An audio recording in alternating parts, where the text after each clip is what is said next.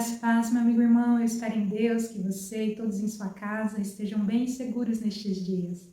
E para a nossa devocional Esperança e Vida de hoje, eu convido você a abrir comigo a sua Bíblia, no Evangelho segundo o relato de Marcos, em seu primeiro capítulo, e nós vamos ler dos versículos 35 até o 37, e diz assim a palavra do Senhor. De madrugada, quando ainda estava escuro, Jesus levantou-se, saiu de casa e foi para um lugar deserto onde ficou orando. Simão e seus companheiros foram procurá-lo, e ao encontrá-lo, disseram: todos estão te procurando. Até aqui, meus irmãos. Qual tem sido a minha ou a sua desculpa para não priorizarmos um relacionamento de oração com Deus o Pai? É bem verdade que nós vivemos dias corridos, em que temos uma série de responsabilidades e, por que não, atividades. Eu, enquanto missionária, em um país transcultural, vejo todos os dias necessidades ao meu redor. E todos os dias, quando fecho a porta da minha casa, tenho a sensação de que deixei para trás, deixei lá fora, muitas coisas por fazerem. Não dei conta de todo o trabalho. Mas é importante, não só para a minha vida, mas para a sua vida, que nós tenhamos o espaço e demos o devido espaço para uma vida de oração, para uma vida de comunhão com Deus o Pai. Ainda que muitas vezes nós precisemos deixar algumas coisas, ou às vezes até pessoas do nosso relacionamento, não priorizando isso para então priorizarmos um momento de comunhão com Deus o Pai. E para convencer-nos disso, eu trouxe esse texto da palavra que nos traz o exemplo de Cristo Jesus. Jesus era muito mais ocupado do que eu e você, com realidades e necessidades muito mais urgentes do que as que eu e você possamos ter na nossa vida diária. E ainda assim, Jesus escolheu priorizar a sua vida de oração.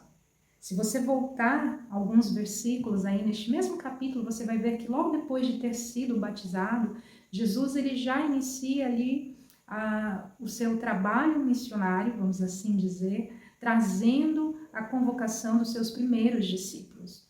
E ao chamar aqueles primeiros homens para lhe seguir, ele também já inicia uma série de atividades ministeriais. Você vai ver no texto que ele expulsa espíritos imundos, que ele cura pessoas enfermas que lhe eram trazidas aos montes. Uma delas foi até a sogra de Pedro.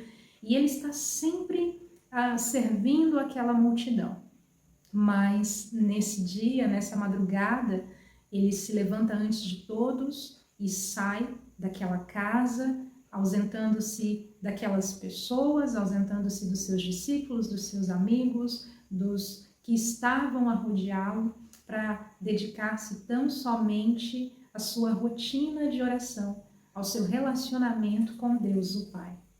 E é interessante que ele não avisa ninguém sobre esse momento, porque se ele tivesse avisado, nós não leríamos que os seus discípulos e também aquela multidão estavam a procurar por Jesus.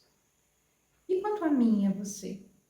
Quais têm sido as nossas decisões no que diz respeito à nossa vida de oração? Nós temos realmente escolhido nos ausentar de pessoas ou talvez perdermos algumas horas de sono para nos dedicarmos à comunhão com Deus o Pai através da nossa vida de oração? Temos realmente escolhido a presença de Deus ou temos escolhido as nossas cargas horárias, os nossos afazeres, as nossas responsabilidades? Veja bem, Jesus não deixou de curar as pessoas. Jesus não deixou de abençoar aqueles que iam até ele. Você vai ver no texto que segue que Jesus ele vai curar logo depois disso um leproso, que ele vai voltar a atender essa multidão. Mas ele privava-se de algumas horas de sono e vamos ousar dizer que de descanso para então ter a comunhão com Deus o Pai. Justamente porque ele sabia que o seu descanso se encontrava no relacionamento com Deus, no relacionamento com Deus, em uma vida de adoração a Deus. Meu querido, se você e eu queremos descansar, não há melhor lugar do que nos braços do Pai. Perder 1 hora ou alguns minutos do nosso sono nunca vai se igualar ao prazer de termos um relacionamento vívido e constante com o Senhor através da nossa vida de oração. Experimente você trocar alguns minutos, algumas horas do seu sono, do seu dia, talvez do momento onde você estaria assistindo um filme, uma série, ou então talvez estaria se relacionando com algum amigo ou até mesmo com um familiar. Mas para buscar a Deus como prioridade da sua vida.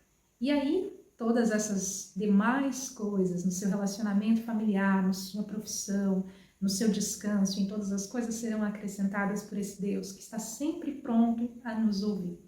Que você tenha um excelente final de semana na presença de Deus o Pai, buscando-o em oração como prioridade na sua vida.